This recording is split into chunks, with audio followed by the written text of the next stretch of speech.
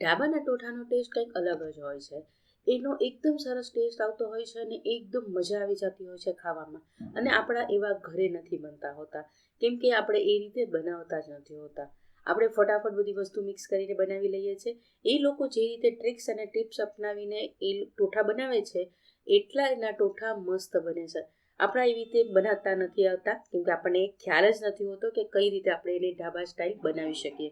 આજે હું એવી જ રીત લઈને આવી છું, જેથી તમે પણ ઘરે આરામથી ઢાબા સ્ટાઇલ ટોઠા બનાવી શકો. તો ચાલો જોઈ લઈએ આજની રેસિપી.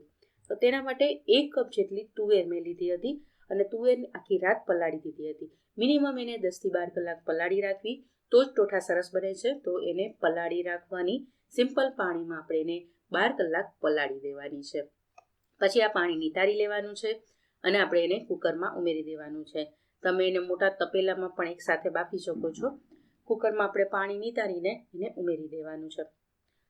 હવે આમાં આપણે મીઠું ઉમેરી દઈએ, ટેસ્ટ પ્રમાણે મીઠું ઉમેરી દેવાનું છે અને પાણી ઉમેરવાનું છે. તો જે વાટકીથી તમે ટોઠા લીધા હોય ને, એનું દોઢું પાણી આપણે ઉમેરવાનું, એટલે કે 1.5 કપ જેટલું પાણી ઉમેરી દેવાનું. હવે પાણી ઉમેરી દીધા પછી આપણે કુકર બંધ કરી દઈશું અને આપણે એને સીટી વગાડી લઈશું. 3થી 4 સીટી સ્લો ટુ મીડિયમ ફ્લેમ ઉપર આપણે એને વગાડવાની છે. તો 3થી 4 સીટી વગાડાઈ જાય પછી ગેસ બંધ કરી દેવાનું અને કુકરને એકદમ ઠંડુ થવા દેવાનું. હવે એક મિક્સરના જારમાં લીલી પેસ્ટ બનાવી લઈએ. તો તેના માટે થોડાક મોળા મરચાં અને એક નાનું તીખું મરચું લઈ લેવાનું છે. સાથે આદું વધારે લેવાનું છે, કેમ કે આદુનો ટેસ્ટ ખૂબ જ સરસ આવતો હોય છે. તો વધારે પડતું આદું લઈ લેવાનું છે અને આને 1થી 2 ચમચી જેટલું પાણી ઉમેરીને લીસી પેસ્ટ બનાવી લેવાની છે. હવે આપણે સૂકા મસાલા મિક્સ કરી લઈએ. તો 2 તમાલપત્ર લઈ લેવાના છે, સાથે સૂકા લાલ મરચાં લેવાના છે, 3 લવિંગ લીધા છે, 4થી 5 મરી લઈ લીધા છે અને અડધી નાની ચમચી અજમો લઈ લીધો છે, અડધી ચમચી જીરું અને થોડીક હિંગ લઈ લેવાની છે. આ વઘારની વસ્તુ છે, તો આપણે એટલી મિક્સ કરીને રાખીએ. હવે આપણે સાથે સૂકા મસાલા પણ મિક્સ કરી લઈએ.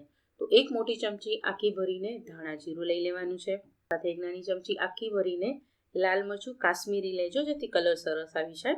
1 નાની ચમચી ગરમ મસાલો ઉમેરી દેવાનો અને અડધી ચમચી હળદર ઉમેરી દેવાની છે અને ટેસ્ટ પ્રમાણે થોડુંક મીઠું ઉમેરી દેવાનું છે પાછું. તો આપણા આ મસાલા પણ મિક્સ થઈ ગયા છે અને સાઈડમાં મૂકી દઈએ. હવે એક વાસણમાં તેલ ઉમેરી દેવાનું. જો ઢાબા સ્ટાઇલ ઉમેરવું હોય તો અડધો કપ જેટલું, એટલે કે 100 ગ્રામ જેટલું તેલ ઉમેરવાનું અને જો ઓછું ખાવું હોય તો થોડુંક ઓછું કરી શકાય. તેલ સરસ ગરમ થઈ જાય એટલે મસાલા ઉમેરી દેવાના. જે આપણે ડ્રાય આખા મસાલા રાખ્યા હતા તે ઉમેરી દેવાના અને એને અડધી મિનિટ સુધી ધીમા ગેસ ઉપર પહેલાં શેકી લેવાના. પછી એમાં આપણે લીલું લસણ ઉમેરી દેવાનું છે. તો મેં અહીંયા લીલું લસણ લીધું છે તે 1.5 કપ જેટલું લીધું છે, એટલે કે આપણે જેટલું તુવેર લીધી હોય એની દોઢું આપણે લીલું લસણ એકદમ ઝીણું ઝીણું સમારીને લેવાનું છે અને પછી આપણે એને 2 થી 3 મિનિટ એકદમ ધીમા ગેસ ઉપર સાતળવાનું છે. હવે લસણ સરસ મજાનું સતળાઈ જાય પછી આપણે એમાં ડુંગળીની પેસ્ટ ઉમેરવાની છે. તો અડધો કપ જેટલી મેં ડુંગળીની પેસ્ટ ઉમેરી દીધી છે. મિક્સરમાં ખાલી એને પીસી લેવાની છે, બીજું કંઈ કરવાનું નથી. તો મેં મિક્સરમાં 2 મીડિયમ સાઇઝની ડુંગળીને પીસીને તૈયાર કરી લીધી હતી અને એ લઈ લીધી છે અડધો કપ જેટલી ડુંગળીની પેસ્ટ. એને પણ આપણે 3 થી 4 મિનિટ એકદમ સરસ ધીમા ગેસ ઉપર પકાવી લેવાની છે. જો ડુંગળીની પેસ્ટ કાચી રહેશે તો તમને ટેસ્ટ સારો નહીં આવે, એટલે સરસ મજાનું એને પકાવી લેવાનું છે. સરસ મજાની ડુંગળી પાકી જાય પછી આપણે જે લીલી પેસ્ટ કરીને રાખી હતી તે ઉમેરી દેવાની છે. તો એ સરસ મજાની એકદમ લીસી પેસ્ટ કરવાની અને એ ઉમેરી દેવાની, અધકચરી પેસ્ટ નહીં કરતા અત્યારે. એને પણ મિક્સ કરીને 1 મિનિટ સુધી સ્લો ટુ મીડિયમ ફ્લેમ ઉપર આપણે પકાવી લેવાની. હવે સૂકા જે પાવડર મસાલા હતા તે આમાં ઉમેરી દેવાના છે અને એને પણ મિક્સ કરીને 1 મિનિટ ચડવા દેવાનું છે. અને પછી એમાં ટમેટાની પેસ્ટ ઉમેરવાની. તો ટમેટાની પેસ્ટ મેં 1 કપ જેટલી લીધી હતી, જેટલી તુવેર તમે લીધી હોય એટલી જ લેવાની અને સાથે 10 થી 15 આપણે અહીંયા લસણની કળી આખી લેવાની છે. જે સૂકું લસણ આવે છે એની કળી લેવાની છે આખી, એ પણ આખી અત્યારે જ ઉમેરવાની ટમેટાની સાથે. ટેસ્ટ ખૂબ જ સરસ આવશે. હવે આને મિક્સ કરીને 5 થી 7 મિનિટ એકદમ ધીમા ગેસ ઉપર એને ચડવા દેવાનું, જેથી તેલ બધું છૂટું પડી જાય. સાથે આપણે પહેલાં ડુંગળી પણ ઉમેરી દેવાની, એટલે સરસ મજાની એ પણ પાકી જાય. તો મેં ડુંગળીના પાંદડા જ લીધા છે. અહીંયા તમારે ડુંગળીનો સફેદ ભાગ પણ લેવો હોય તો તે પણ લઈ શકાય. બસ આટલું આપણે મિક્સ કરીને આપણે એને ચડવા દેવાનું, એકદમ તેલ છૂટું પડે ને ત્યાં સુધી ચડવા દેવાનું. તમે જોઈ શકો છો સરસ તેલ છૂટું પડી ગયું છે, એટલું ચડવા દેવાનું અને પછી જ આપણે તુવેર ઉમેરવાની.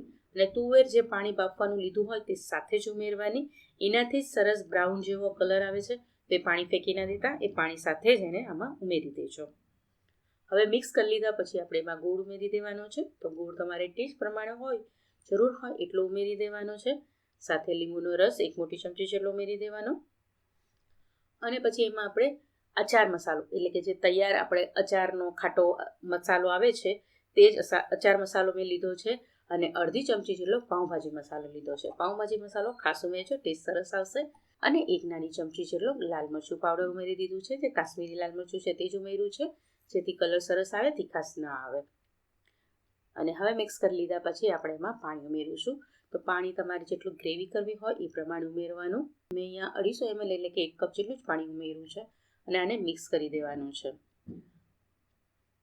સરસ મજાનું મિક્સ કરી લીધા પછી આપણે એને ઢાંકી દેવાનું છે. અને 10 થી 15 મિનિટ એકદમ ધીમા ગેસે એને ચડવા દેવાનું છે. જો તમે ઢાબા સ્ટાઇલ ટોઠા બનાવવાના માંગતા હોય તો તમારે ધીરજ રાખવી, કેમ કે આને ધીમે ધીમે પાકશે એ જ સારું બનશે. એટલે આપણે એને ધીમા ગેસ ઉપર જ ચડવા દેવાનું. આને બનતા થોડીક વાર લાગશે.